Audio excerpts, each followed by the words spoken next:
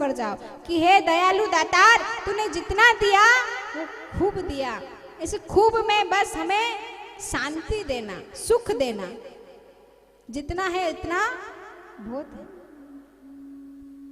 तो यहाँ पर चंचुला चुपचाप बैठी रहती मुंह लटकाकर, तो पार्वती जी को अच्छा नहीं लगता कि इसको क्या दुख है। अरे चंचुला, मुझे दुख तो बता, तेरा दुख क्या है, तुझे ऐसी क्या पीड़ा है, तू क्यों ऐसे चुपचाप बैठी रहती है। तब चंचुला ने कहा कि मैं तो यहाँ स्वर्ग का सुख भोग रही हूँ, मैं तो यहाँ आपके पास सारी सुविधाओं का भोग कर रही हूँ, लेकिन न जाने मेरा पति कहाँ होगा।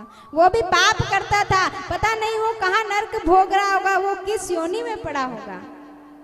माँ पार्वती ने ध्यान करा, तुरंत देख लिया कि बिंदुक एक प्रेत बन गया है, एक पिशाच बन गया है, और पिशाच विंध्याचल नाम के पर्वत पर रह रहा है। जैसे ही पार्वती माता ने चंचुला के पति के बारे में बताया तो चंचुला कहने लगी कि कृपा करिए, उसे मुक्ति कैसे होगी, वो दुख में रहे और मैं सुख में रहूं, ये शोभा नहीं देता है, आप कुछ उपाय बताइए। तब पार्वती जी ने कहा कि जाओ और तुम नारद जी से जाकर प्रार्थना करो कि वो तुम्हें शिव कथा कहे।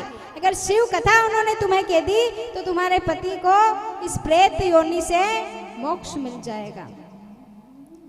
चंचुला देवी नारद जी के पास जाती है, प्रणाम करती और कहती, कह रहे नारद जी, आप तो इतने बड़े मुनि हैं, आपके दर्शन मात्र से जीव का कल्याण हो जाता है, आप मुझ पर कृपा करिए, मुझे शिव कथा सुनाइए।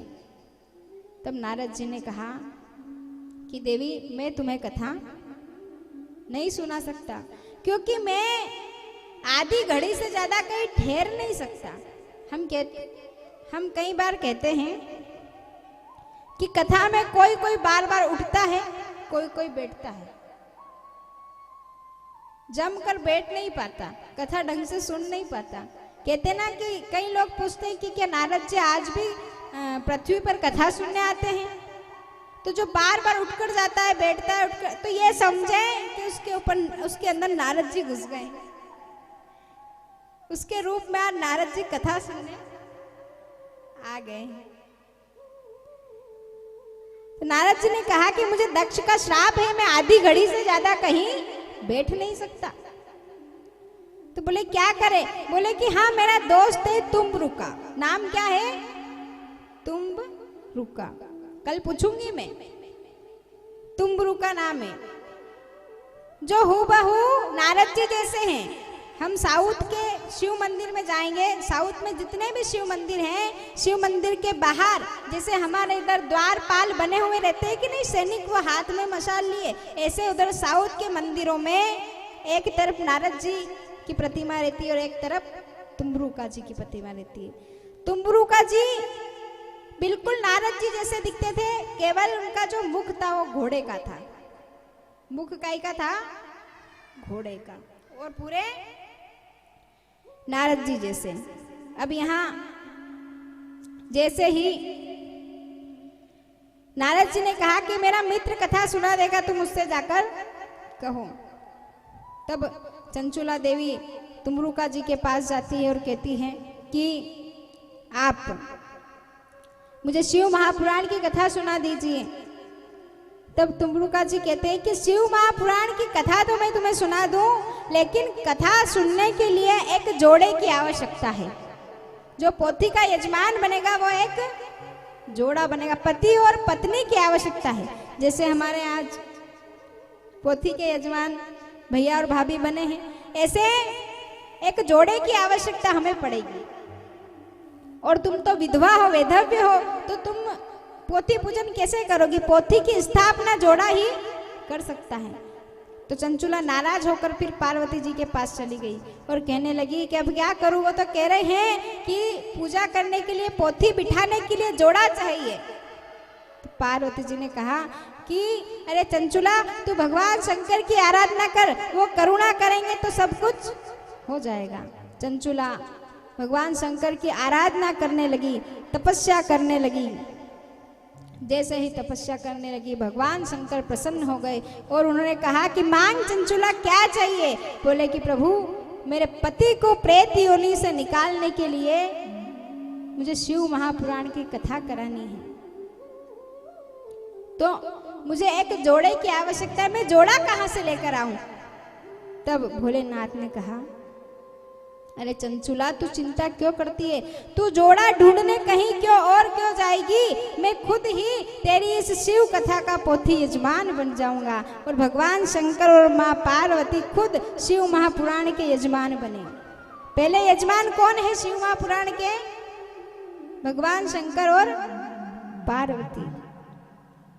और यजमान भी ऐसे नहीं बने महाराज, जब वो कथा कराने वाले थे तो श्रृंगार करने गए।